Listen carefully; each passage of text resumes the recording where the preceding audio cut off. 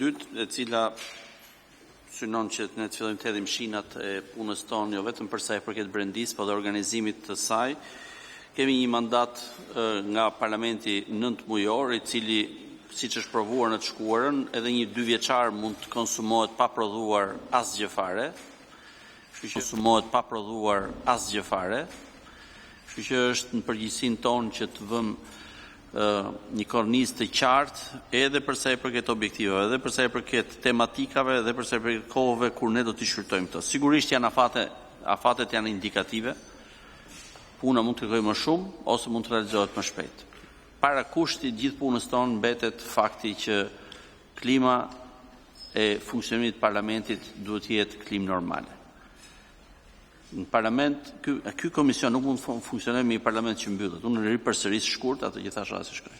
Me një parlament që mbyllet mrena gjysmore, 1 orë seancat plenare, apo dhe komisionet nuk lejojnë debatin e tyre. Nuk mund të jetë ky ishull normaliteti. As ky komision, besoj as komisioni tjetër i ngjashëm me këtë. Unë do thoja diçka të parë. Ky kalendar ka një qasje relativisht të ftohtë. Tematikat janë shumë herë më të gjalla, më të nxehta se sa kaq. Gjëja e parë që ne duhet garantojmë është që temat nuk mund të trajtohen të shkëputura. Ka praktikë më hershme të Komisionit të Reformës në 2018, kur ne kemi bërë të mundur që diskutimet të ishin të tilla që të përfshinin 360 gradë tematikat, ku një çështje diku primare, diku tjetër ishte sekondare apo terciare, por diskutohen në bashkëlidhura. Duhet sigurojmë këtë në mënyrë që qasja të jetë e plotë. 1. E dyta, ne nuk mund të kufizojmë vetëm tek rekomandimet e fundit të dirit, pra gjithë përfshirja në aspektin tematik nënkupton dhe çështjet e tjera të ngritura. Ka rekomandime të OSBE-dirit shumë të forta, shumë serioze, të rënda për problematikën që janë raportet e shkuara dhe për sa kohë janë përmendur atje nuk janë ripërsëritur në raportin e fundit, kështu ne do i trajtojmë ato të gjitha. Kam një aspekt tjetër që është shumë i rëndësishëm. Marrëveshja e 5 qershorit vitit 2020, e cila, siç thotë ajo marrëveshje, nuk prekte, ishte rënë dakord aty të mos diskutohesh sistemi zgjedhor.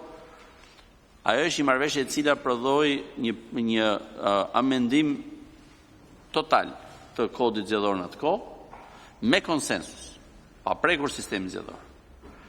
Janë renditur në atë marrëveshje një seri tematikash të rëndësishme që janë të gjalla sot e kësaj dite. Pra mund të jenë të përfshira këtu, pra ne duhet garantojmë që ajo dakordsi politike për përmirësimin e kuadrit zgjedhor të zgjedhjeve, marrëveshja e 5 qershorit duhet të reflektohet dhe ne duhet punojmë duke nisur nga ajo dakordsi politike. Nuk ka nevojë për të dytë për shumicën e atyre çështjeve. Ishte më pas ndryshimi i sistemit zgjedhor që përmbyshti vlerën dhe produktin e asaj marrëveshje. Ndryshim në mënyrë të njëanshme në korrik dhe në tetor në kod zgjedhor të vitit 2020. Pikërisht këtu, pra neve kemi përfshirë diskutimin e sistemit zgjedhor, jo vetëm për shkak të ndryshimeve në hartën territoriale, po dhe për faktin që debati duhet të jetë i plotë. Pra shqiptarët duhet të kenë mundësinë që të kenë një debat të plotë, eventualisht ndryshime të rëndësishme që çojnë në rregullin themelor të lojës në zgjedhje, sistemi zgjedhor ta kenë të dakordsuar palët. Sot nuk është. Sot është i njëanshëm. Kam dhe një tematik tjetër që nuk del qartë që duhet trajtuar. Një nga problemet e mëdha në zgjedhje ishte vota diasporës. Ne kemi futur për herë të parë. Një sekond. Një sekond. Një nga gjërat kryesore që ne patëm në këto zgjedhje ishte ndikimi masiv i votës emigrante mbi rezultatin, siç është e parashikuar në fund fare, por nga ana tjetër hallkat e ndërmjetme të cilët prodhuan dështime masive.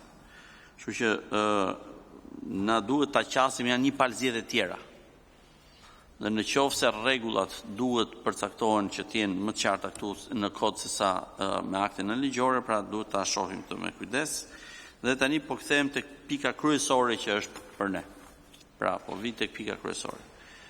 Raporti i Odirit ka dhënë me një qartësi të rrallë në raport me raporte të tjera çështjen kryesore që përballin zgjedhjet, që është shteti në zgjedhje.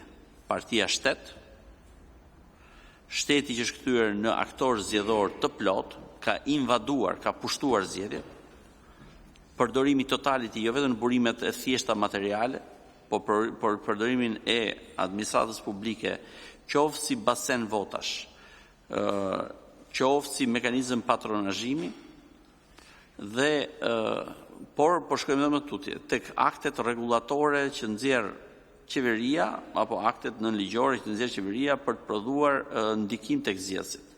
Odiri kësaj radhe ka shkuar edhe me rekomandime. Pra ne duhet që kjo, i kemi dhënë më shumë kohë se diskutim më i gjerë, por kjo duhet të jetë një temë prioritare për sa i përket debatit që bëjmë ne. Ktu ka një qasje, besoj që ne duhet ta shohim patjetër. Shumica dormuese e çështjeve që lidhen me përdorimin dhe abuzimin e burimeve shtetërore lidhet me qeverisjen e përditshme. Lidhet me veprime të cilat duhet Shqipëria t'i bëjë edhe në raport, i përmirësojnë raport me integrimin evropian. Pra nuk do t'i shohim thjesht si një qasje zgjedhore dhe në kod zgjedhor, do t'i shohim ato ndërhyrje atje ku është e nevojshme. Dhe sigurisht që zgjidhje të mira me konsensus këtu do ndikojnë dhe procesin e integrimit evropian të Shqipërisë, sepse do rregullojnë mënyrën e qeverisjes në përditshmërinë e saj derisa ditë e zgjedhjeve. Dhe nëse janë zgjedhur aty, nuk do t'i shohim ato probleme, që fillojnë nga problemet më thjeshta deri ke përdorimi i krimit. Pra, ne, bashkëkryetari e tha, pra ne nuk do kufizojmë vetëm kodin zgjedhor, do shohim dhe ligje tjera. Praktika është çelur më herët, edhe herë tjera kemi ndërhyrë në ligje tjera, për shembull ligjin e policisë shtetit në vitin 2003, apo tek një set ligjesh që u ndryshuan në vitin 2020 për shkak të Këshillit Politik pra reformës dhe marrëveshjes 5 qershorit 2020. Kështu që është ngarkesë pune e madhe për ekspertët, për komisionin, ajo që është më e rëndësishme është vullneti politik dhe vizioni i qartë. Pra duhet të jemi me mendje të hapur që këto t'i trajtojmë në mënyrë të plotë dhe shtëruese. Kështu që këtë parashtresa kisha unë në lidhje me këtë çështje. Kush do fjalën nga kolegët për të